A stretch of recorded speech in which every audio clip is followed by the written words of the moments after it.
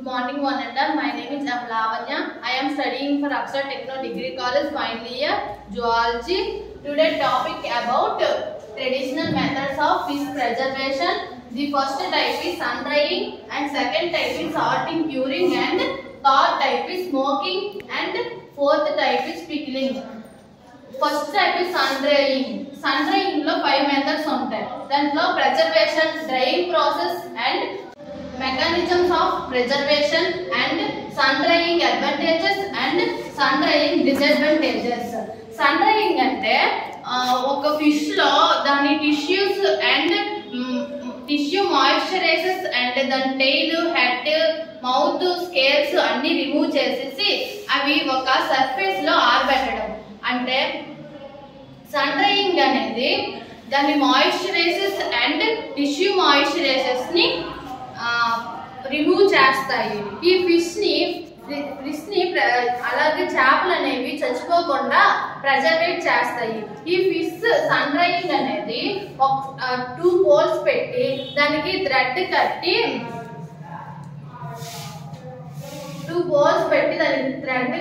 Fish ని ఇలా ఆరబెడితే 2 sides కూడా ఫిష్ అనేవి సన్ డ్రైయింగ్ అనేది మంచిగా జరుగుతుంది. ఇది సన్ డ్రైయింగ్ లో humidity and air velocity and temperature. Humidity అనేది తగ్గితే దాని సన్ డ్రైయింగ్ అనేది పెరుగుతుంది. అంటే ఫిష్ యొక్క సన్ డ్రైయింగ్ పెరిగి దాని ఫుడ్ ప్రిజర్వేట్ అనేది తగ్గుతుంది. అలాగే హ్యూమిడిటీ అనేది చేస్తే ద రిమూవల్ మాయిశ్చరైజర్స్ అనేది జరుగుతుంది అండ్ సన్ డ్రైయింగ్ కూడా మంచిగా జరుగుతుంది. అండ్ ఎయిర్ వెలాసిటీ, ఎయిర్ ఎంత వేగంగా వస్తే అంత వేగంగా సన్ డ్రైయింగ్ అనేది జరుగుతుంది. దాని టైం కూడా వేగంగా ఉంటుంది. అండ్ టెంపరేచర్, దాని టెంపరేచర్ బట్టి ఫిష్ డ్రైయింగ్ అనేది మారుతుంది. తక్కువ టెంపరేచర్ ఉంటే ఫిష్ డ్రైయింగ్ కాలం అనేది పెరుగుతుంది. అండ్ టెంపరేచర్ అనేది ఎక్కువగా ఉంటే ఫిష్ డ్రైయింగ్ టెంపరేచర్ అనేది టైం అనేది పెరుగుతుంది. అండ్ బాంబీ డక్ అనే ఫిష్ అనేది 2 పోల్స్ పెట్టి దాన్ని మధ్యలో వన్ థ్రెడ్ పెడితేనే అది సన్ డ్రైయింగ్ అనేది జరుగుతుంది. ఒకవేళ శాండ్ లో అనేది ఫిషెస్ అనేవి ఒకటి వేరువేరుగా ఎండబెడితే అవి మనము కొద్ది సేపటికి ఫిషెస్ అనేవి రివర్స్ చేస్తూ ఉండాలి. ఒకవేళ అవి రివర్స్ చేయకపోతే అవి ఎండడం కొంచెం టైం ఎక్కువగా పడుతుంది. అండ్ ప్రిజర్వేషన్ అంటే మనము ఫిష్ అనేది ఎండబెట్టడానికి అంటే ఎలాంటి చర్యలు తీసుకోవాలి అనేది ఈ సన్ డ్రైయింగ్ ప్రిజర్వేషన్ లో తెలుస్తుంది. Drying process, sun drying process లో మనము ఫిషెస్ అనేది ఏ టెంపరేచర్ లో అవి ఎండబెట్టాలి అనేది తెలుస్తుంది. మళ్ళీ మెకానిజం ఆఫ్ ప్రిజర్వేషన్ అంటే మనము ఫిష్ డ్రైయింగ్ అనేది ఏ విధంగా చేయాలి, దానికి ఏదైతే ఉపయోగించాలి, దాని టైం ఎంత అనేది తెలుసుకోవాలి. ది సన్ డ్రైయింగ్ అనేది ఈ ప్రపంచం మొత్తం కూడా ఎప్పటి నుంచో ఓల్డ్ కాలం నుంచి కూడా ఇది జరుగుతుంది. ది సన్ డ్రైయింగ్ అడ్వాంటేజెస్ ఏమో ఫిషెస్ అనేవి సన్ డ్రైయింగ్ లో పెడితే అవి చేపలు అనేవి మంచిగా ఎండి ఫుడ్ దాని క్లారిటీ, క్వాలిటీ అన్ని మారుతుంది. డిసడ్వాంటేజెస్, సన్ డ్రైయింగ్ డిసడ్వాంటేజెస్ చేస్తే ఆ చేపలు అనేవి ఫిషెస్ అనేవి స్పాయిలేజ్ అయిపోతాయి. అండ్ మళ్ళీ దీని క్వాలిటీ, ఫుడ్ ఫ్లేవర్ అనేది మారుతుంది. Fatty fishes and oil fishes అనేవి డ్రైయింగ్ చేయడానికి ఎక్కువ కాలం పడుతుంది. And Bombay duck and ribbon fishes అనేవి 2 పోల్స్ అండ్ 1 థ్రెడ్ మెథడ్స్ తో అవి ఆరబెట్టాలి. మళ్ళీ ఫిష్ సైజ్ బట్టి కూడా సన్ డ్రైయింగ్ టైం అనేది మారుతుంది. పెద్ద ఫిష్ అయితే సన్ డ్రైయింగ్ టైం అనేది ఎక్కువ పడుతుంది. చిన్న ఫిష్ అంటే సన్ డ్రైయింగ్ టైం అనేది తక్కువ పడుతుంది.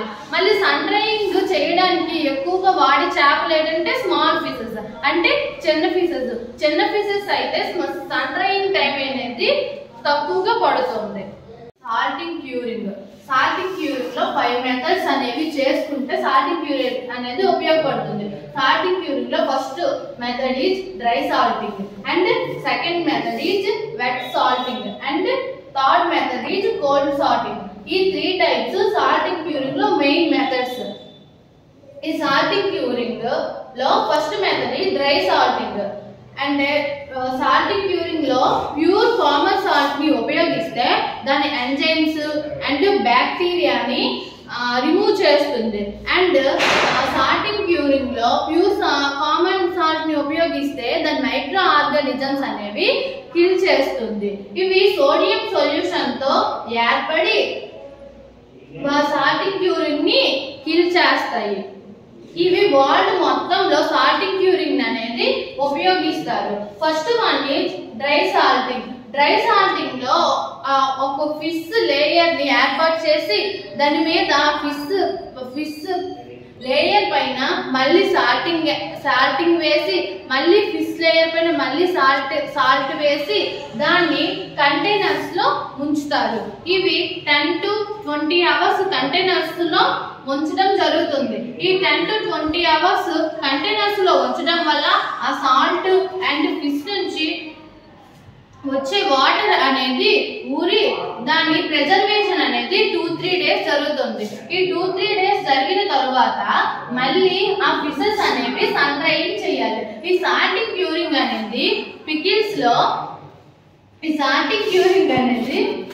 లో బాగా ఉపయోగిస్తారు. సాల్టింగ్ క్యూరింగ్ అంటే 25% సాల్టింగ్ అనేది ఉపయోగిస్తే దాని మైక్రో ఆర్గానిజమ్స్ అనేవి చంపుతుంది. సాల్టింగ్ ఉపయోగిస్తే దాని బ్యాక్టీరియాను మైక్రో ఆర్గానిజమ్స్ ను కిల్ చేస్తాయి. ఈ 10 to 20 hours fish and salting లో అంటే ఉంచడం వల్ల అవి వాటర్ చేరి తర్వాత 2-3 డేస్ ని మనం సన్ డ్రైయింగ్ చేయాలి. ఇలా సన్ డ్రైయింగ్ చేయడం వల్ల పికిల్స్ ని మనం తయారు చేయడానికి బాగా ఇవి ఉపయోగపడతాయి అండ్ పికిల్స్ అనేవి నిల్వ ఉంటాయి.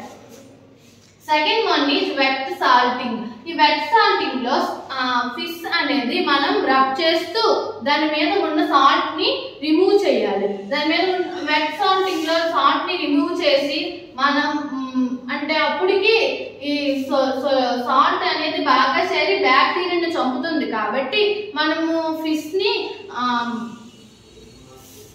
ఎక్కువ రోజులు నిల్వ చేసుకోవడానికి అవుతుంది. కాబట్టి మన ఫిషెస్ ని ప్యాకింగ్ చేసుకొని ట్యూబ్స్ లో ఉంచుకోవాలి, అదే టబ్స్ లో ఉంచుకోవాలి. Third one is cold salting.